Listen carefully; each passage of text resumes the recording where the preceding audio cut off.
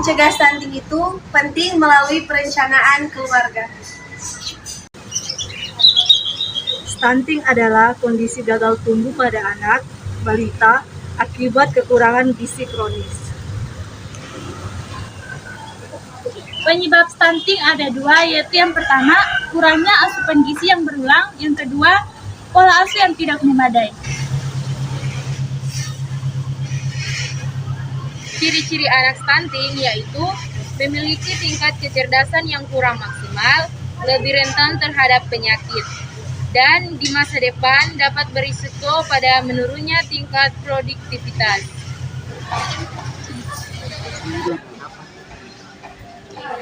Pada akhirnya, secara luas, stunting akan menghambat pertumbuhan ekonomi dan meningkatkan kemiskinan di desa. Anak lebih pendek dari standar tinggi badan, anak sesuai performa buruk pada tes perhatian dan memori belajar, pertumbuhan gigi melambat, serta anak sangat mudah lelah.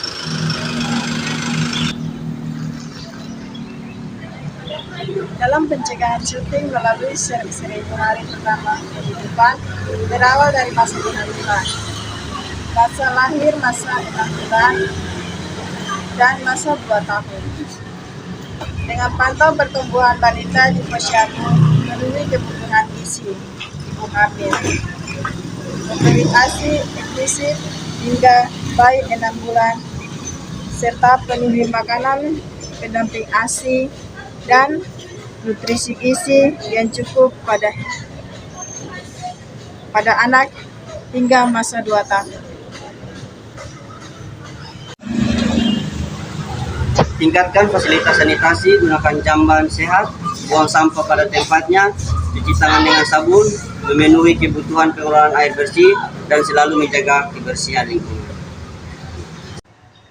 Berikut ini kami akan menayangkan video singkat tentang pencegahan stunting. Halo semua, yuk kita belajar sama-sama tentang anak stunting akibat ibu kekurangan energi kronis. Stunting masih menjadi ancaman mematikan bagi anak-anak dan negeri kita. Hampir 9 juta atau lebih dari sepertiga balita Indonesia mengalami stunting. Apabila dibiarkan, harapan Indonesia memetik generasi berkualitas tidak akan pernah menjadi nyata. Stunting adalah suatu kondisi gagal tumbuh di mana anak cenderung lebih pendek dibanding anak-anak lain seusianya, yang disebabkan oleh kekurangan gizi dalam 1000 hari pertama kehidupan dimulai dari janin hingga anak berusia 2 tahun.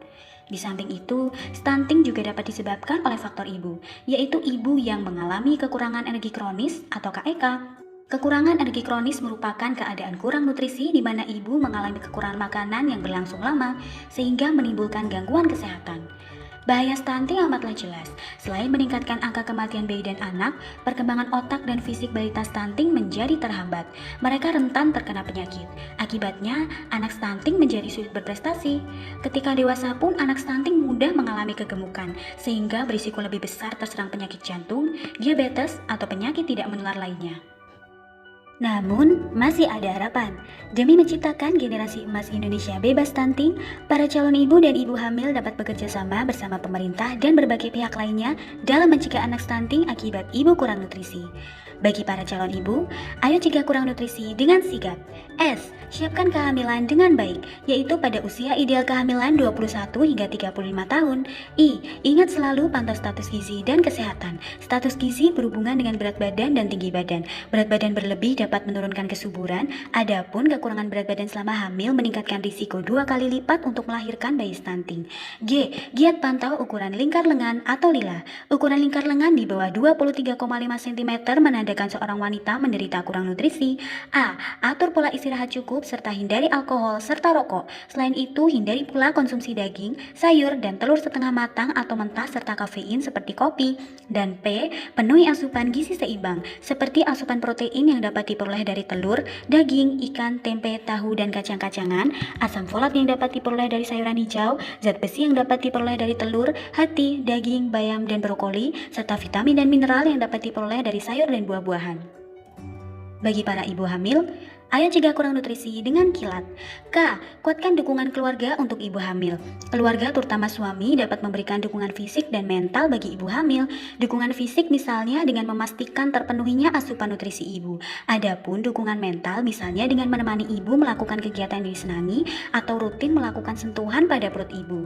I. Ingat selalu pantau berat badan dan lingkar lengan. L. Lakukan pemeriksaan kehamilan minimal 6 kali, meliputi minimal 2 kali dalam trimester 1, minimal 1 kali dalam trimester 2, dan minimal 3 kali dalam trimester 3. A. Aktif ikuti kelas ibu hamil dan biasakan membaca informasi dalam buku KIA bagi ibu dan keluarga.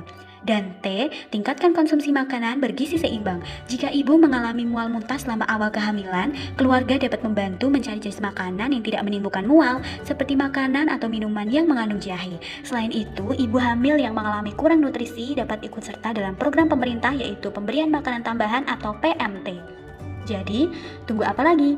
Ayo penuhi asupan nutrisi demi generasi Indonesia bebas stunting. Mari bersama kita jaga stunting, pastikan anak kita tumbuh tinggi dan berprestasi. Salam Promke. Aku mau.